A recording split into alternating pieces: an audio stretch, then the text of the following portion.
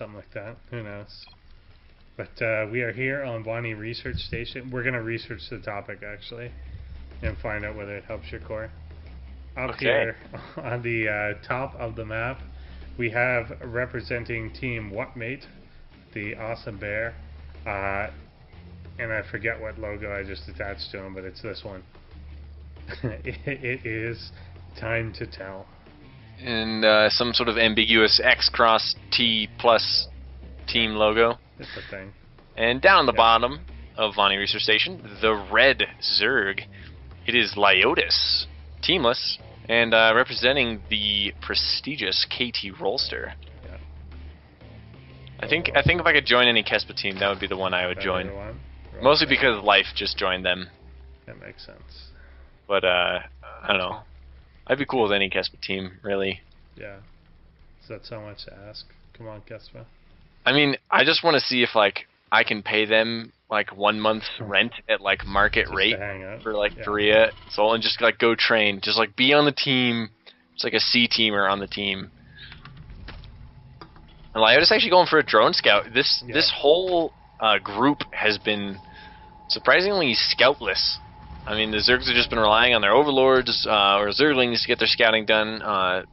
Terran's been going. TimeToTell has been SCV scouting with his Reaper almost every game, especially on non-2-player maps.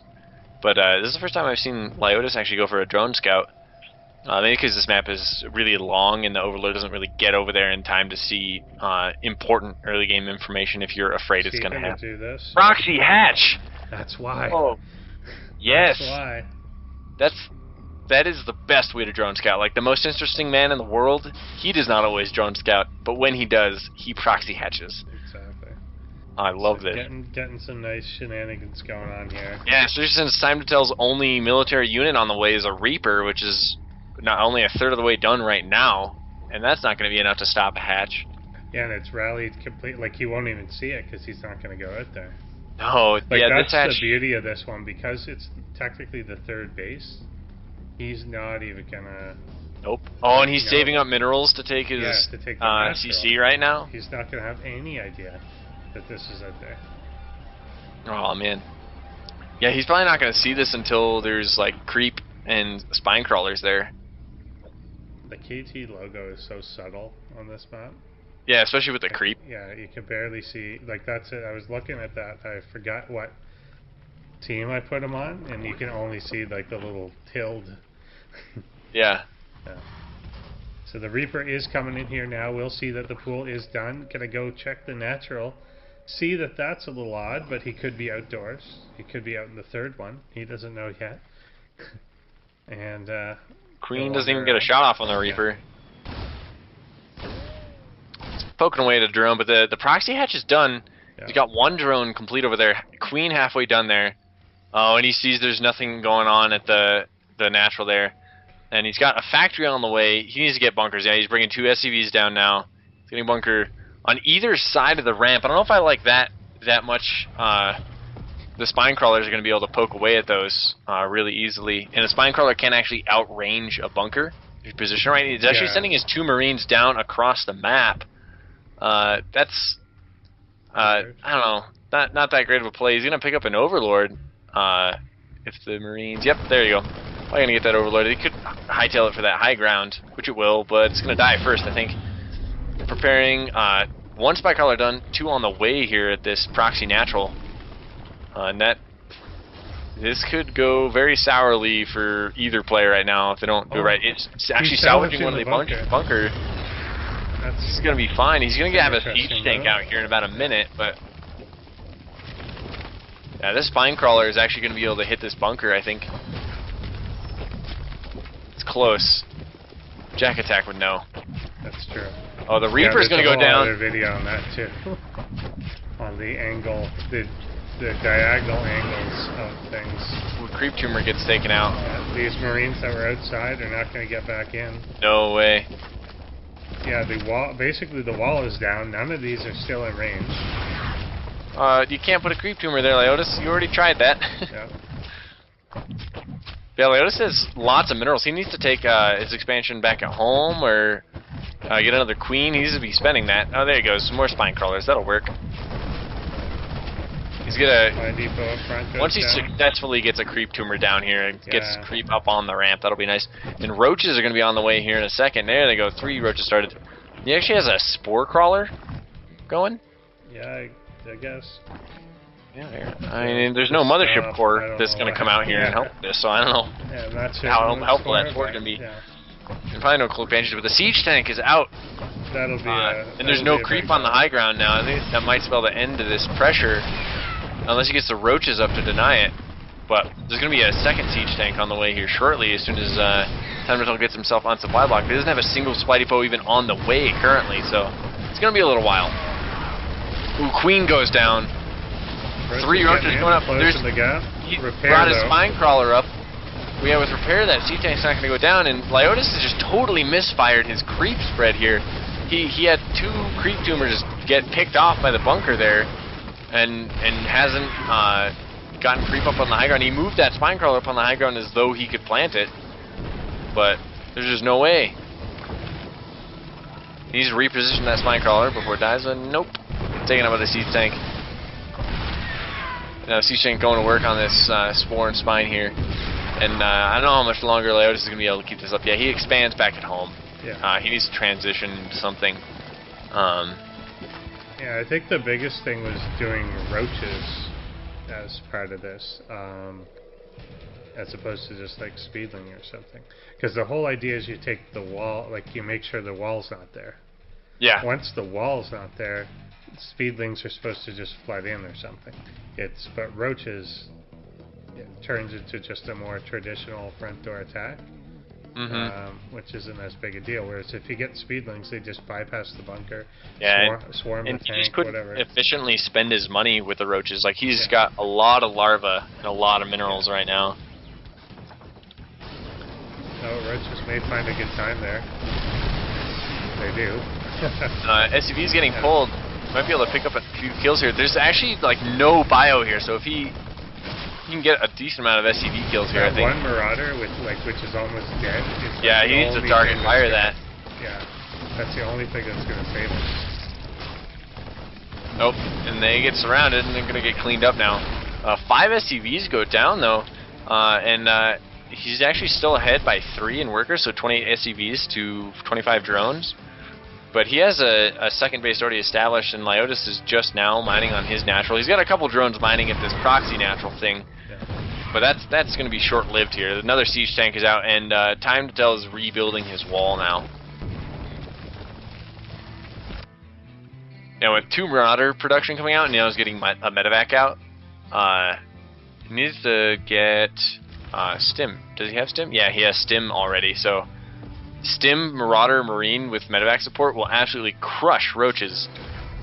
And that's all LYOTIS is going for right now. He's getting Zergling speed out. He has his layer, but he's not going for any layered tech yet. No roach speed, no spire, none of that.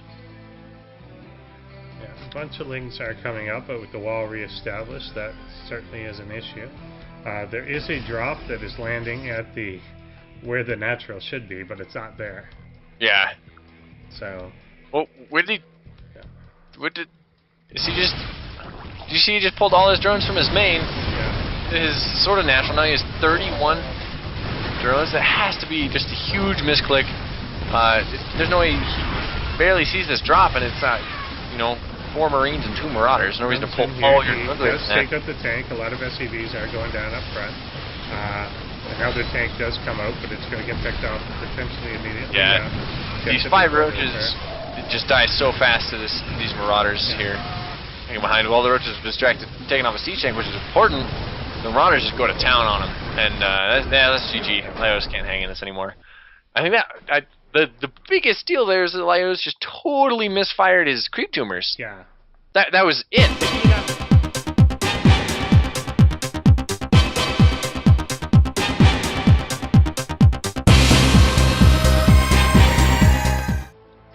And then his opponent in the top right, facing elimination in the ASL Defender League, needs to win this game to stay alive. It is the teamless Red Zerg LYOTIS. represented by this fancy StarCraft font MC team. Yeah. Do we know what that is? It was something like Matatatata or something weird. But I just like that it's MC. Yeah. Like, this team has a better logo than Team MC. Because MC is in this overlay as well. Like, as an independent player, but his logo sucks. I forget what it is. Yeah. Yeah. That one's good. It's all about MC. So yeah, similar stuff. I expect I expect a Reaper out of Time to Tell, and yeah, hatch first on the other side. So nothing aggressive. That's coming right away. Hatch first into gas. Yeah, Time to Tell is a good matchup for Poison. I feel like just the same solid, mostly defensive style every game in TVZ and TVP. I would assume it's the same kind of thing out of him in TVT. He just plays a tried and true way. He hasn't really mixed it up too much. It's just a kind of catch-all style. And we've seen it deal well with all-ins, and we've seen it deal well with like greedy play, safe play. He's doing a fantastic job of it. SCV scouting now, heading on across the map with the SCV, and then following that up with the Reaper here shortly. And then he's in position to also go ahead and take his natural. There it goes.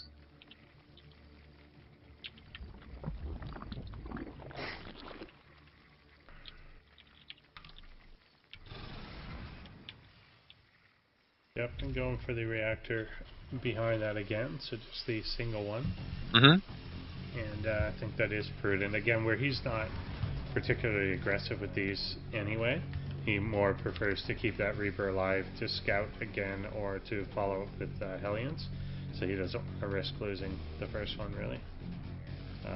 So he often doesn't get a kill, but although he already has one kill because he got the scouting one, I guess.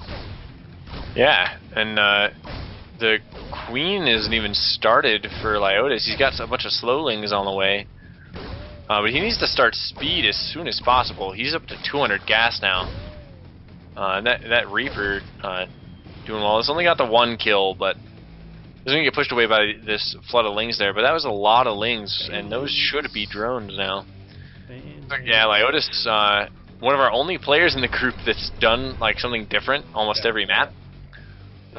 Going for a Baneling bust here, looks like. This is way early of Baneling Nest if you're trying to play defensively, unless you like directly scout and all incoming. Time to Tell, just going 1-1-1 up his tech tree.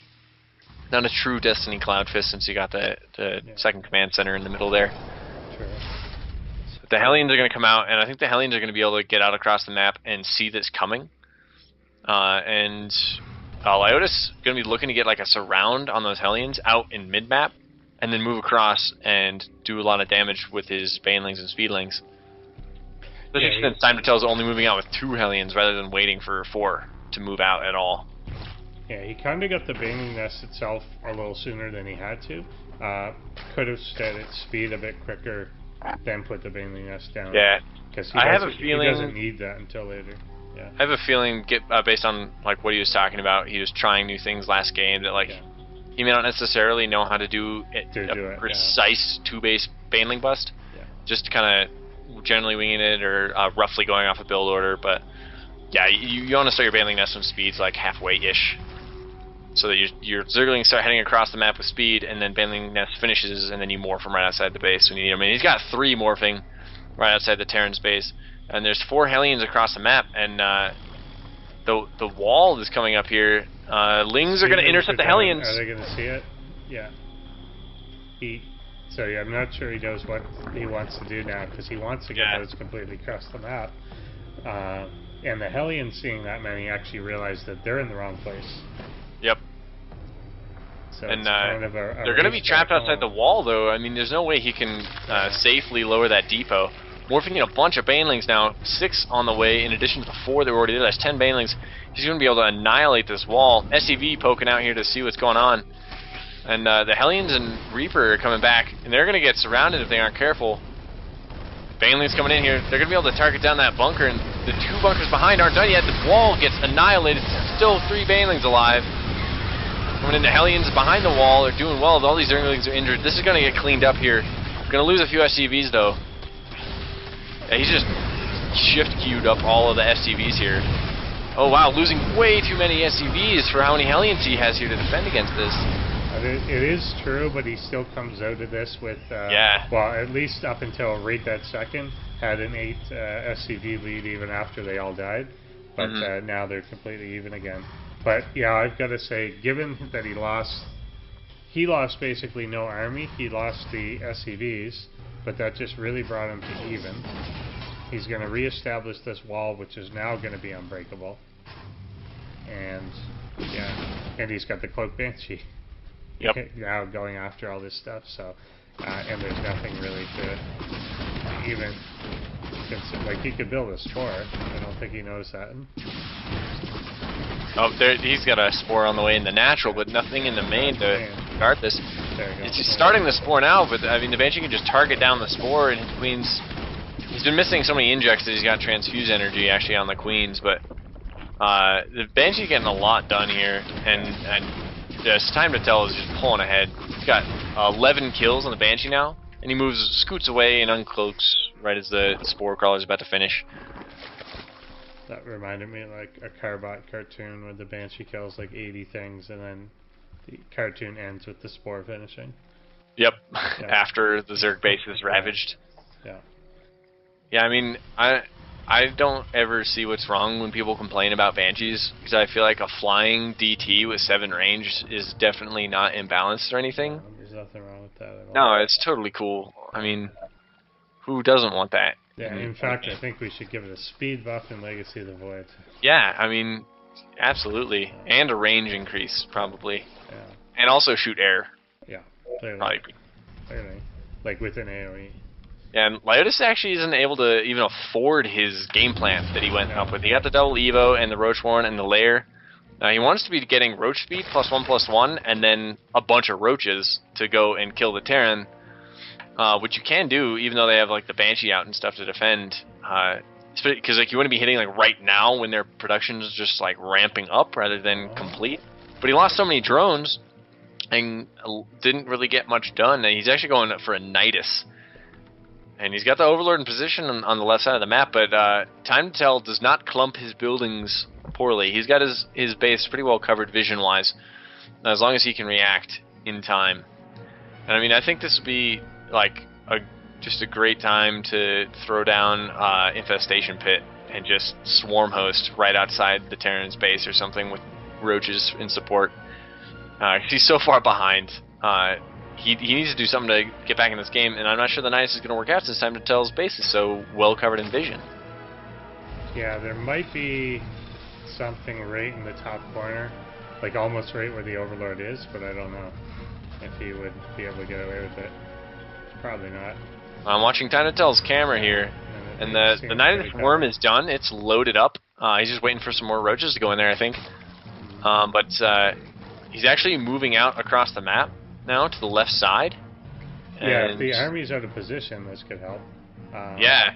No, he's starting to pull. He's pulled back. Oh, there's the Nidus. He hasn't seen it yet. It is definitely like, he must be able to see it. Yeah, it's on his vision, but he has not looked at it yet. He's landing his third.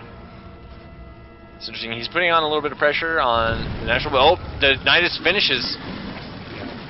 Insta-pull, the tank is already seized up here. He's going to have to take that out immediately. Roaches do kill the tank. Second one pops. Now, this is an awful lot of Roaches, but if these Bio and Hellbats come in, they're going to be able to clean this up no problem. With the Stim and Marauders, well, yeah, these Roaches are going to get cleaned up. Didn't lose any SCVs there because he had good reaction time on that. Didn't actually see the Nidus Worm until after it finished. He's going to be able to scan and clean up the creep tumors. Doesn't actually get his base too creeped up. And now he's got his third established when the Zerg has no third. Yeah. Dropping the Mule Hammer there on that, and the Banshee just putting on the pressure on this Queen over here. And yeah, TimeToTell is in fantastic position. Ready to move on to in second place at a Group E, I feel like. Yeah, it's hard to see this going back at all. He's more than double the supply. He's about 5 times the army supply at this point in the game. LYOTIS now going for a Spire. When you're down a base, trying to spend all this money tech switching and stuff while trying to get upgrades, and like when you barely have any army and you're down 84 supply, you can't really afford to be tech switching around as Zerg. Unfortunately, we can't all be Protoss, so yeah, this push I think is just going to kill our Zerg player. I mean, his army supply now is at 23 to the much more solid 87. Yeah, TimeToTell is gonna hit his GG timing here, I think, and move on in second place. And he still has a fantastic transition out of this too. Like, he's got the production, he's got the upgrades, he's got the third base. So this push comes in, it's gonna kill the third hatch, and there's GG. LYOTIS eliminated in the final match, and TimeToTell moves on in second place, right behind Poison.